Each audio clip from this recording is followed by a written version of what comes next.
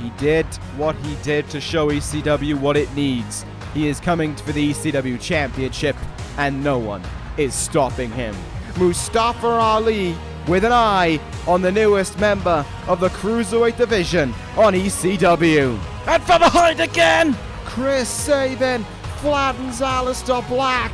Back on ECW is John Cena. Made for next week, Zack Sabre Jr. against Johnny Gargano. Goto taps, and Coren retains the ECW television title. Hello and welcome Universe Mode. This is ECW. It's another great night of action coming our way, as it always is on this show. Each and every week, plenty of fallout. Still continuing on from Living Dangerously, and even from last week. It's going to be a great night of action here tonight. Other brands, of course, are shaping up towards their pay-per-views. We have just come out of a pay-per-view, and we are still on top of our game. Coming up here tonight, you saw it in the recap from last week. Our main event of the evening, Zack Sabre Jr. to go one-on-one against Johnny Gargano this evening. That one going to be an entertaining contest. Both men with a reason to pick up this win. Both men with a little bit of trash talk to one another as well, as a result of Gargano's victory at Living Dangerously. That is to come in our main event, though. Tonight, we start things off here. There may well be chaos in the tag team division right now as three families fight it out to be at the very top. But we start this evening with the in-ring debut of the Clockwork Project. Heavy Machinery will be the duo to introduce them into the tag team division of ECW. But finally, after waiting so long, Sami Callihan and Trevor Lee will work as a team here tonight. And you better believe that Coren's going to find his way out here somehow, some way or another. Otis Dozovic and Tucker Knight will be the ones to introduce, though, into the fray. Will be the ones for the Clockwork Project to face on their first instance as a tag team in this universe, which certainly helps in making it a very interesting scenario. But here we go. And of course, he'll lead them towards the ring as well. Will the ECW television champion, the man who defended his title in that main event last week against Shibata and Goto, Coren, heading his men towards the ring. The debut of the Clockwork Project may well be happening here tonight. But of course, it would be Coren to lead them. Why wouldn't it? Feed his ego trip a little bit more. That'll certainly help him out. Coren heads towards the ring, though. He's on the fray of success, but I wonder what his reaction was to what we saw once again in the recap from last week. John Cena returning to ECW, put on the shelf by Coren back at New Year's Revolution. What is running through Coren's mind? Has he even paid it any fray of attention? A week has passed since then, and I do wonder if anything has been thought about through the mind of Coren, if the Clockwork Project have paid it any state of attention, or if it's business as usual for them. I suppose we'll find out in due time, but as for right now, the importance for the Clockwork Project is that Callihan and Trevor Lee get a strong start as a tag team. It'll be Callihan to kick things off against Tucker Knight, who of course, in Callahan's sake, will be looking to bounce back from last week's loss to Cena. Striking early with Cena in his attempts to try and achieve revenge over Coren. But whether or not the television champion paid attention to it is another story. As for right now, like I said, the focus is on the tag team matchup for the Clockwork Project. They know that, and they've got to make sure they do a damn good job of it. Of course, I wouldn't be against seeing Heavy Machinery pick up a win here and screw over any hopes of a successful debut for the Clockwork Project, but it's time to see what Coren's guidance has taught them. Remember, these two are aligned with Coren because they believe they had been overlooked by society, overlooked by ECW, and that Coren was the only one to save them. Well, now we see how that will shape itself up. Here goes Callihan right now. Twisting neck breaker there on Tucker Knight. In the turnbuckle we go. Tag made here. Tucker in trouble. And Sami Callihan tags in Trevor Lee. Sidewalk slam. Reverse DDT combination there.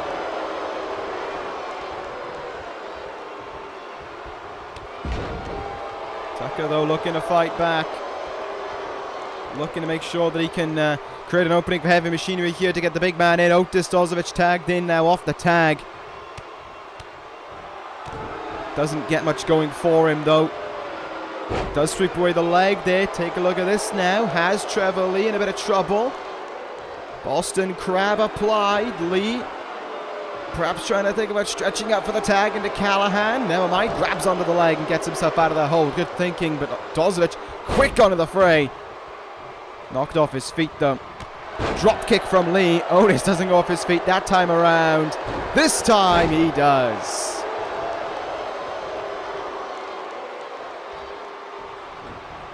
In the turnbuckle we go now. Nope, counter by Dozovic. Back elbow from Trevor Lee. A lot of counters going on right now. I think Trevor Lee was looking to make that tag in. Thought it was important to get Callahan back in this match. Kick into the back there. Looked like he was quite up the back as well, as opposed to in the small of the back. Callahan coming in and being launched away there by Dozovic on that attempted splash. Forearm in the face from Callahan. Knee in the gut. Knee in the gut once more. Callahan trying to take care of business here, trying to create a successful start to the Clockwork project as a full trio now. Coren with an eye on every move that is hit for or against the Clockwork project in this one. Lovely suplex from Dozovic.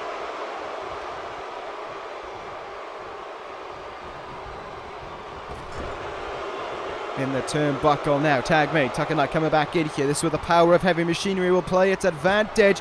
Two hard bodies to collide between there for Sami Callahan, and then one big one coming down on you. Takahashi slammed onto Callahan. Could be enough for victory here. Kick out at one.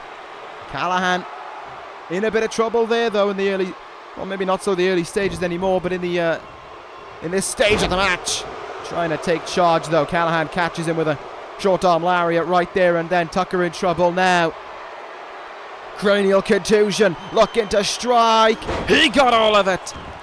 Cranial contusion to Takahashi, and there's one move left to go for Callahan to seal an all-important victory for the Clockwork project. Cactus pile driver, got him with it. Cover is made. Will this be enough? There goes Dozovic. Takahashi kicks out at two, though. Callahan must be livid. Coren doesn't look best pleased at ringside. Trevor Lee getting in off the tag now. And it doesn't seem like Lee's in any playing mood either. Suplex powerbomb from Lee.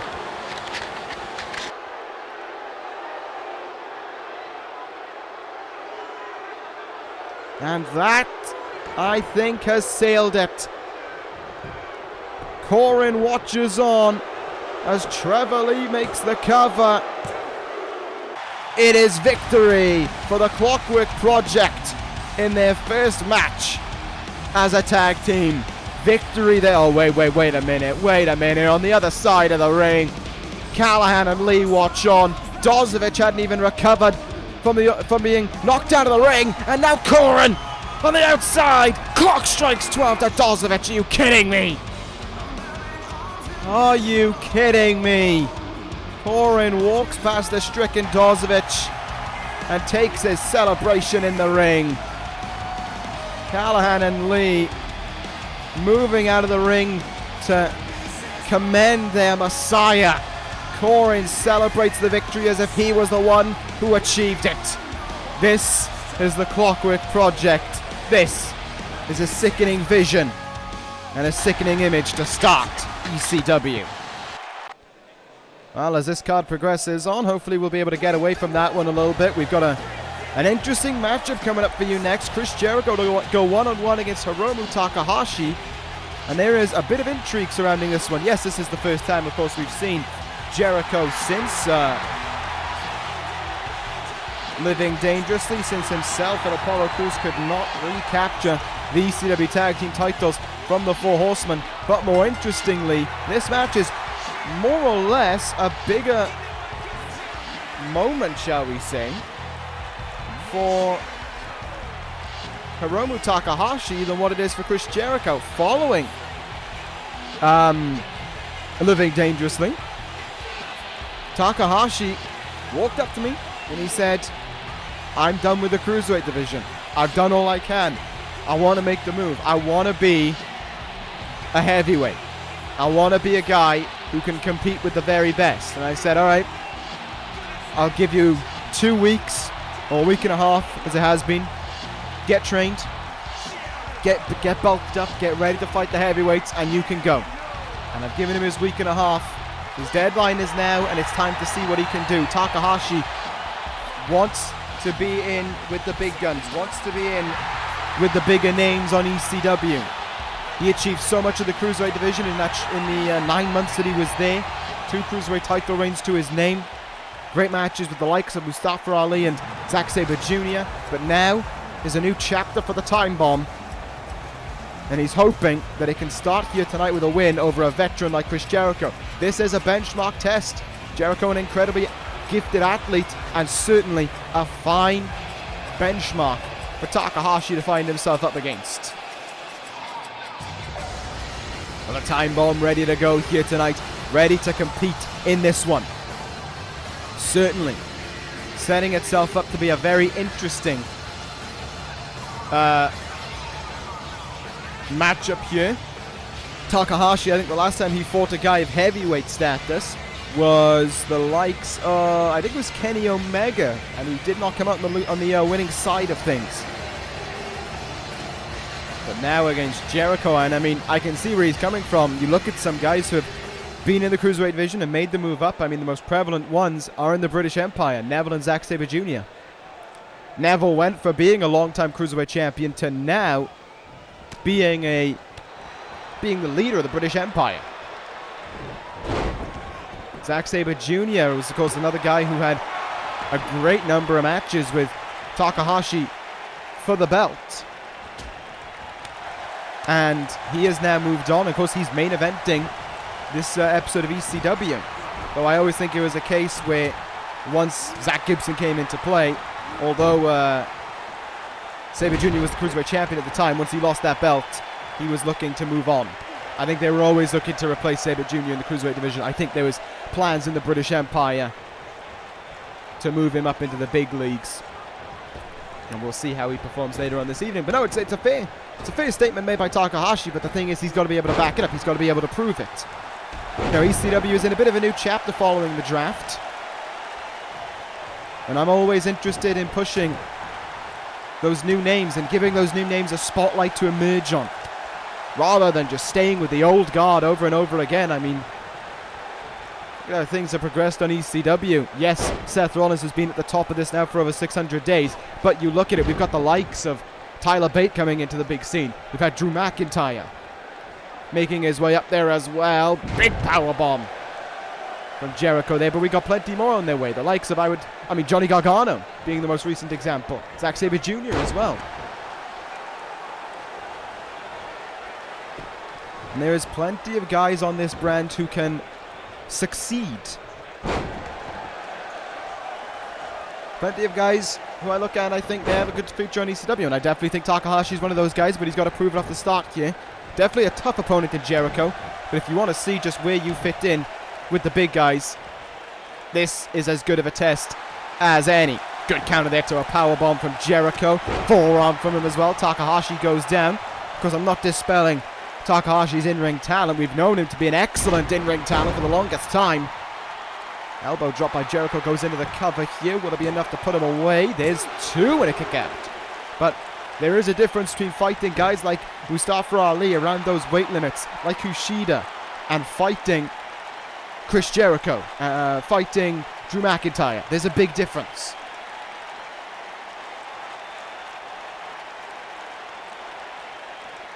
Takahashi's got to learn just what that difference is. If he comes out with a win in this matchup, that'll be a great achievement for Takahashi.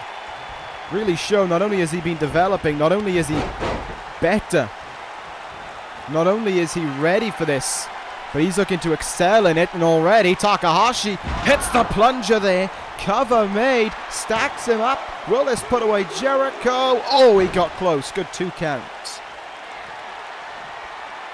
Takahashi looking to put him away, looking for the time bomb, looking to get it. Has the arm, but I think Jericho doing his best to deny it, doing his best to just stop it from happening, and he does so. No time bomb there. Jericho puts the brakes on it.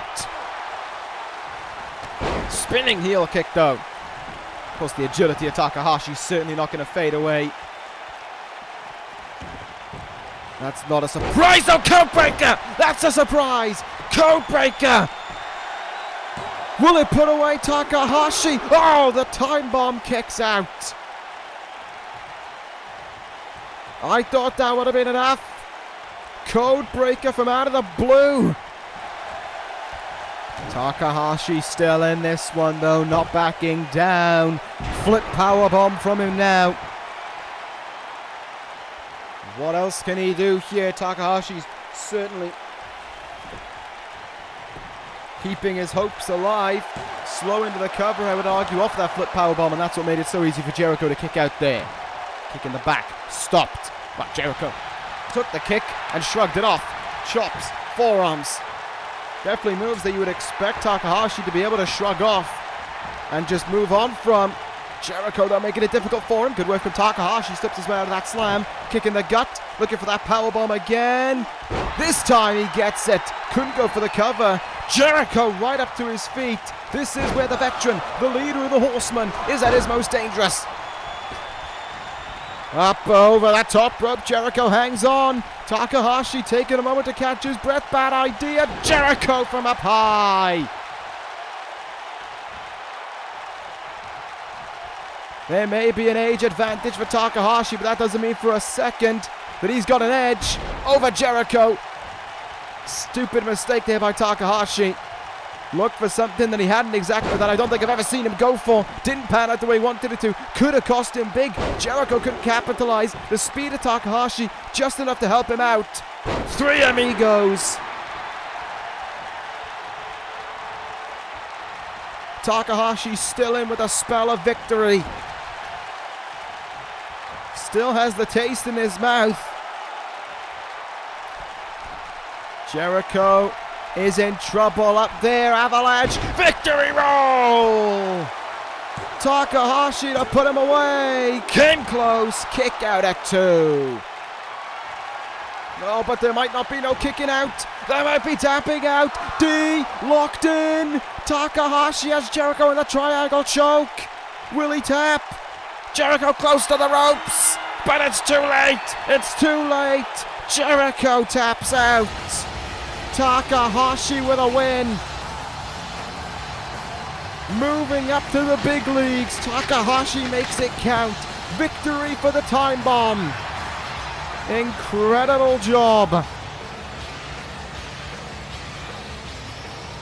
Little bit of kinks to work out for Takahashi, but he can be proud of that one.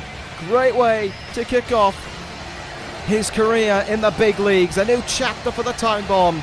Will it go the way he wants it to? We'll find out. But right now, ladies and gentlemen, we're going to be going backstage here to hear from Tyler Bate. Bate with his response to Triple H calling him kid. Well, he wants to show just what this kid is all about. He is challenging Triple H. Name the place, name the time, and he'll be there. He screwed him out of it, and he can watch his kid become a man. Wait a minute, though. Something else going on backstage. Harper and Bray Wyatt, the leader of the Wyatt family, the leader of Downfall, face to face backstage. Harper getting up in Wyatt's face and saying he knows what it's like to be a buzzard. He was there once before, but now he will stand back, shoot the buzzards from the sky, and Wyatt will learn that Downfall will commence. And Wyatt calls to the heavens.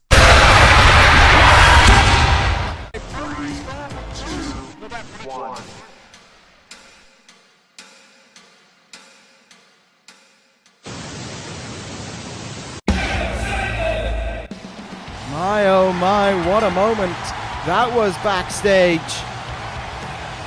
Harper and Wyatt really taking away from Tyler Bate there. I apologize to Bate for that, but Harper's saying that he will shoot the buzzards out of the sky and watch them fall at the ground. And Wyatt, well, he fell to the ground in his own right, but he called to the heavens, calling to the buzzards, calling to Sister Abigail.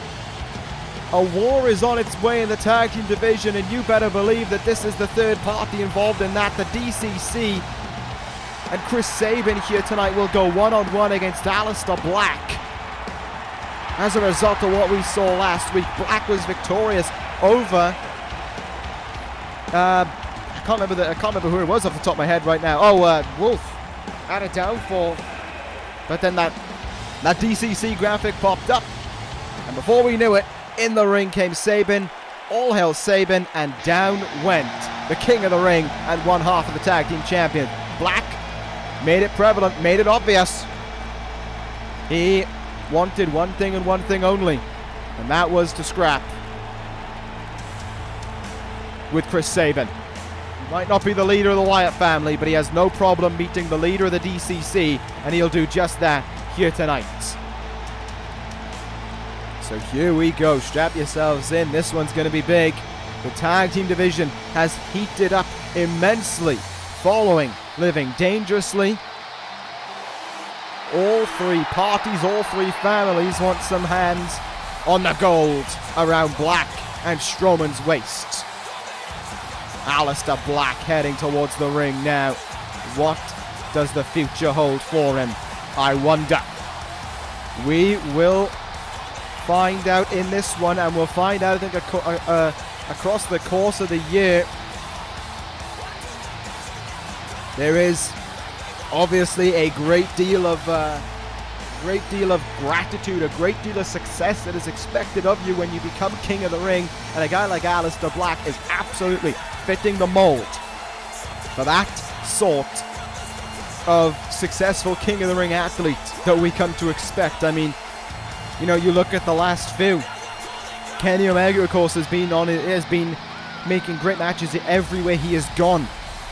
Former Intercontinental Champion, former ECW Television Champion, at one point damn near close to being an ECW Champion. You look at Tyler Breeze, used the King of the Ring to leapfrog his success to the US title, to the World title, to the Royal Rumble victories, etc., etc.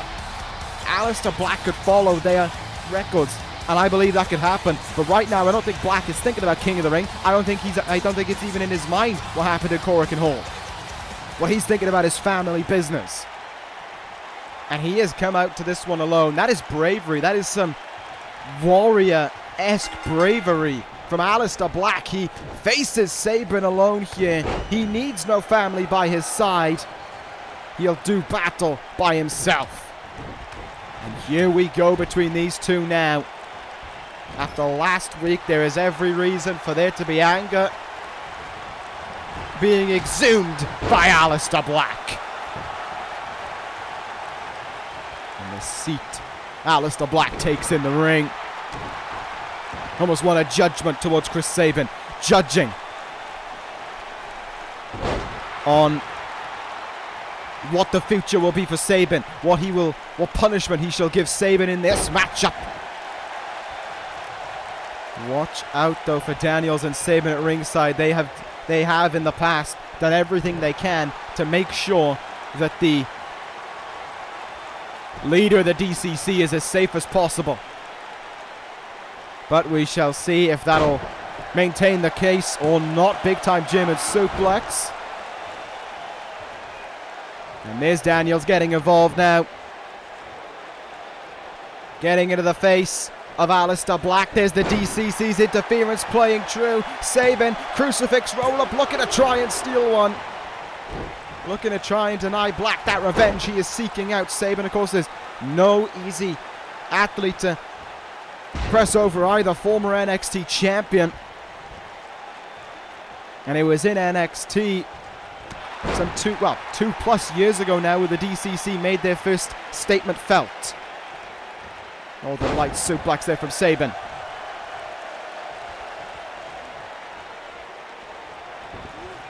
Into the turnbuckle goes Aleister Black. And again, that forearm unloaded away. That distraction from Christopher Daniels certainly helped turn the page. Oh, but Black responding by sending Sabin outside of the ring here. This is where things can get dangerous. Both guys could have an impact on the outside. Those in the front row might want to be ready to evacuate their chairs. Into the barricade. Head first goes Chris Sabin, and look, bit by bit, Baron Corbin's making his way over as well. Look at how far Corbin's walked. I don't think Black has an awareness of it. Baron Corbin on one side of the ring, Daniels on the other. Almost sectioning off the ring so that Aleister Black has nowhere to go. Corbin walking bit by bit. I don't think he has a problem getting involved if needs be. Back in the ring goes Black. Sabin comes flying in with a splash on the back of the tag team champion. Credit where it's due to Aleister Black for fighting this one alone, but how wise of a decision was it is the big question right now. Forearm in the face, countered by Aleister Black. Brings him in. Brainbuster there from Aleister Black. Good work. Can he keep on going here? Oh, wait a minute. Daniels getting involved now, trying to get in the ring. Referee holding him at bay, distracting the referee, and that's Corbin! Corbin behind the referee's back. End of days to Aleister Black. Referee never saw it. Ref never saw it happen. And he hoists Black to his feet. Cradle shock. The DCC work together. And victory to its leader. Not a surprise at all to see that happen. Sabin utilizing the full force of the DCC for victory over the King of the Ring. My goodness. Things are getting more and more heated in this family war. What a night of action we've had on ECW from top to bottom already, and that, what we just saw, those last two moments from downfall to the Wyatt family to the DCC and the Wyatt family, show that there is pressure on both fronts towards the Wyatt family. Everyone wants a crack at the belt, and the DCC working it at a full force here tonight. Getting one over on the lone warrior that was Aleister Black in that moment. Well, more of that I think will resume on next week. These three sides just cannot back down from one another. And I am personally loving what we are seeing. But here we go, coming up next. Singles matchup between Karl Anderson and John Cena. I know it's interesting to see Karl Anderson in a singles match, but, you know, like I said, with so many different things happening on ECW, with a lot of the big names that we had jumping over to different rosters, it's opened the opportunity up for other names to try and make a chance for themselves. And I thought Karl Anderson could do that. Karl Anderson had tremendous success before in Japan as a singles athlete, so why not try it again here in ECW. The only problem with that, though, is he does have to go against a man who, of course, is fresh off of his return last week. John Cena, back on ECW, returned last week, of course, with victory over Sami Callihan, and now takes on the four-time World Tag Team Champion in Karl Anderson. Without his good brother at ringside, will Anderson be able to make as much of an impact as he hopes to here against Cena? We'll find out. Cena charging towards the ring, though we saw as after the bell rung against Callihan, he didn't let up. Cena did not let up, and he continued the onslaught on Callihan. A second attitude adjustment was struck, and I do wonder just how heated is Cena when he thinks of Coren, when he thinks of the Clockwork project. What runs through Cena's mind when that group is brought up into it? What does he hope to achieve, I wonder? We find out, I suppose. But as for right now, John Cena has to focus on Karl Anderson here tonight. He can't gloss away from Anderson. I mean, like I said, Anderson's a four-time World Tag Team Champion. Yes, that's in tag team wrestling, but you can't ignore the reality that you've still got to be a good wrestler to be a tag team champion. And we'll see just what Karl Anderson can do here tonight. He's had some success in some singles outings before, but they were against other tag team wrestlers. They weren't against a guy fresh off a return like John Cena, and a guy with so much hatred flowing through him right now like John Cena has. Probably not to Karl Anderson, but definitely towards Coren and his group. Anderson might try and use Cena's, I don't want to say distraction, but Cena's maybe obsession with the Clockwork Project to his advantage here. He might try and slip in a victory if possible. Can't call upon the help of Luke Gallows in this one, and hey, that's fine. If Anderson picks up the win without Gallows at ringside, that shows even more tremendous ability in Karl Anderson. That's even more to be proud of. But Cena is going to look to try and take that away from him. Look to try and make sure that everyone's seeing loud and clear that he's back and he is better than he was before. And it might be because of one guy and one guy alone. Nice tilt to a backbreaker there from the machine gun. Always a fan of the Good Brothers, I am. Most tag team reigns in this universe at 4. All achieved on Monday Night Raw. Came to ECW in last year's draft. Had a shot at the ECW tag team titles. Couldn't quite make things happen the way they wanted to. Actually, no, was it last year's draft? No, it wasn't. It was at the start of this series of Universe, my apologies. So it was about October, November-ish. And right now, yeah, they haven't exactly hit the ground running, but with so much success already to their name in this universe, they don't really need to worry about adding to it right away. And especially with the tag team division the way it is. They can certainly wait it out. Half Nelson neck breaker there by Cena, breaking out all the interesting moves. Emerald Explosion again. Second week in a row, Cena hits that. Karl Anderson kicking out near enough right away, though. Cena going up onto the second rope, and look at this. Karl Anderson right now with no responses to those hard punches of Cena into the face of Machine Gun. Huge lariat there. Did you see the way Cena kind of lent his body in? Anderson was bent over, but he wasn't going to allow him to not connect with that move. A vicious lariat, using Karl Anderson's own momentum against him. Send him flying backwards. Anderson, though, countered that attempted slam, and now he looks to take charge here. Good work from Anderson. In-ring savvy, of course. Boston Crab going to be locked in. Middle of the ring on John Cena.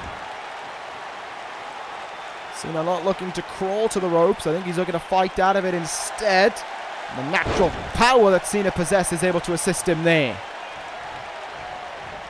Snapmare takeover. Oh, neck crank to the side there. Awkward angle for Karl Anderson's neck to be tweaked, but Cena interested in something else right now. Off the ropes he comes. 5 knuckles. Shuffle to Anderson.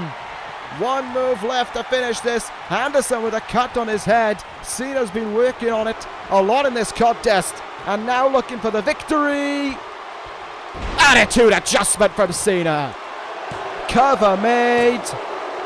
Cena with another win under his belt. Victory for Cena achieved, and he can be proud of that. Wait a minute! Look! That's Coren! That's Coren! Coren into the ring! Take it down, Cena! Wait a minute! That's not Coren! That's a kid dressed up as him. Cena doesn't care. Cena doesn't give a damn. This is Coren's response. And Cena wants to make sure not only has the message received, but his response is sent loud and clear on ECW. This is the workings of Coren. And this is the response from a Cena who isn't interested in being fooled around. The crowd a little bit unsure of what's going on, but that definitely isn't Coren. That wasn't Coren, but Cena still sending his message. Attitude adjustment from the turnbuckle. Coren, have you seen the message back to you? Cena is ready for a fight.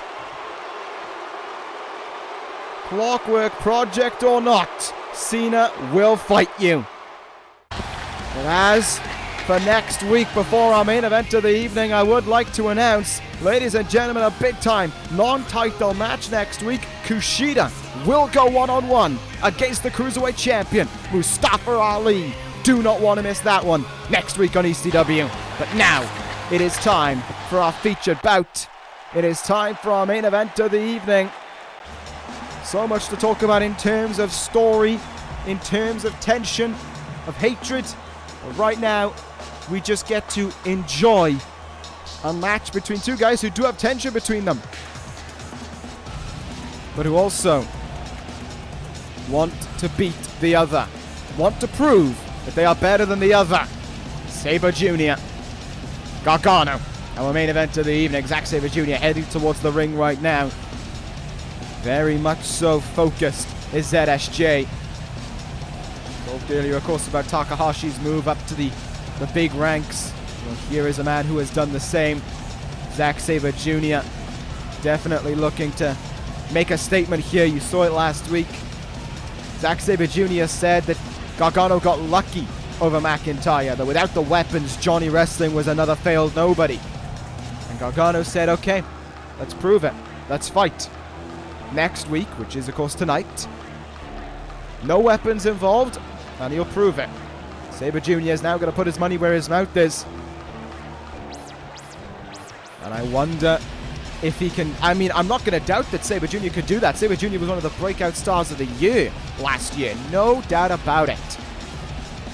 But Johnny Gargano this year has just been on a rise. It's almost as if what happened with DIY at the Royal Rumble, of course, the Guilty as Charged, has just skyrocketed Gargano to success. And he heads towards the ring right now, ready for this contest. Johnny Gargano ready to go here tonight in this main event of the evening.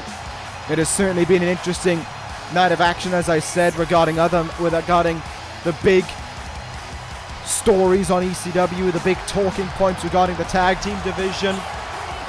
The Clockwork Project, of course, Cena, Coren, definitely.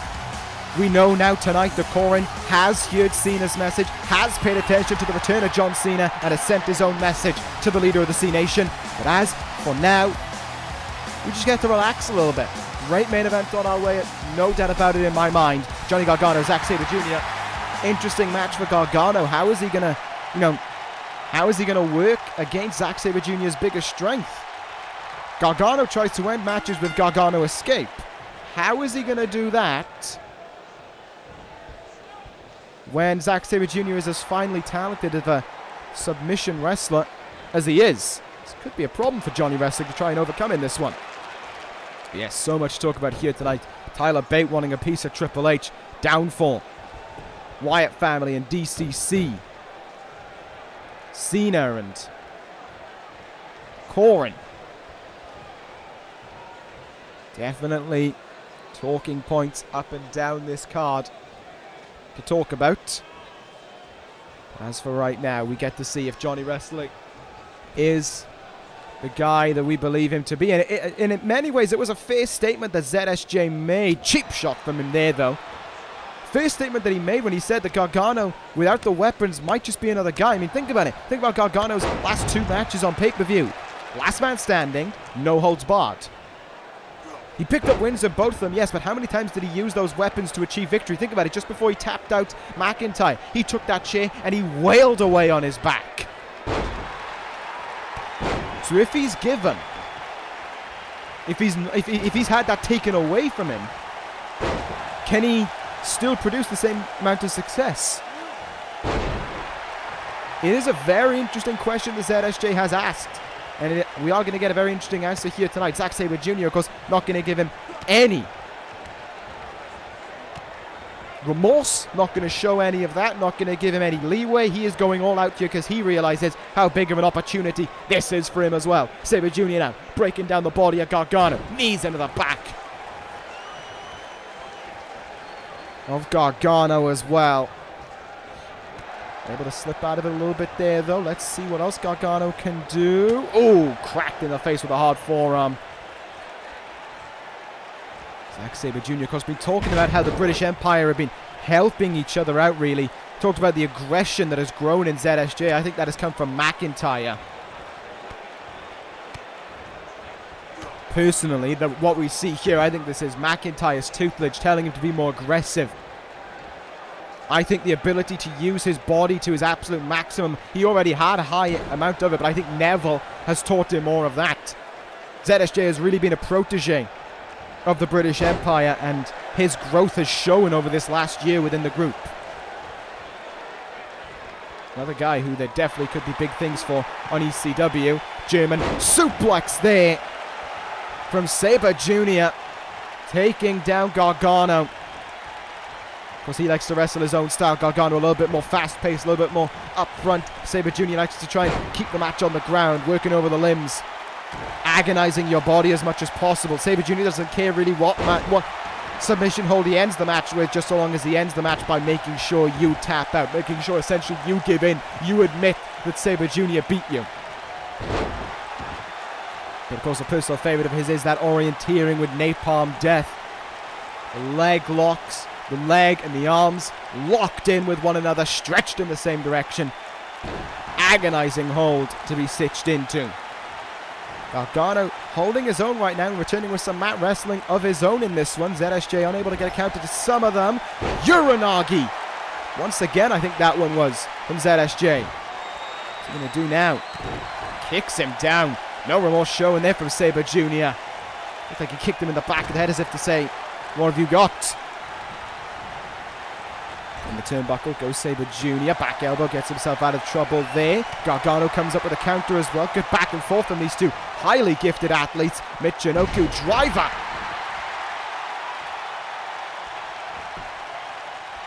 Gargano now. Here he goes. Clothesline. A double axe handle rather. Oh, but Sabre Jr. takes him right off his feet. And now, inverted figure four. Inverted figure four from Sabre Jr. locked in. And Gargano fighting out of it right away. Not wanting to stay in ZSJ submission holds for too long, otherwise he's in trouble. And there was Sabre Jr. using his body to his absolute maximum there, keeping himself planted into the mat, making sure Gargano couldn't take him off his feet. In the turnbuckle once again, back elbow gets him out of it, drop kick, takes down Johnny Wrestling. Gargano in trouble. Here we go, he has the arm, another leg, orienteering with Napalm Death is stitched in here. Sabre Jr. looking to prove his point, but again, Gargano must have spent the last week reading up on submission, working on submission game, working on submission defense to get out of Zack Sabre Jr.'s holds, and it's working out incredibly well. Two submissions locked in by ZSJ, both easily escaped by Gargano. Back suplex, not only onto the apron, but onto that LED board there.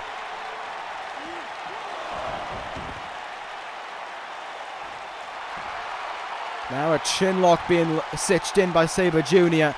Just wearing down Gargano. Referee checking in, see if he'll tap out. Gargano not giving in, no surprise there. Kicks his leg there to Sabre Jr. And now in position. Brainbuster from him as well. Armbar locked in. Gargano able to make his leg reach that bottom rope. Good work there. Not your typical main event. Certainly not a main event like we got last week. There's been a lot more about the finely tuned wrestling.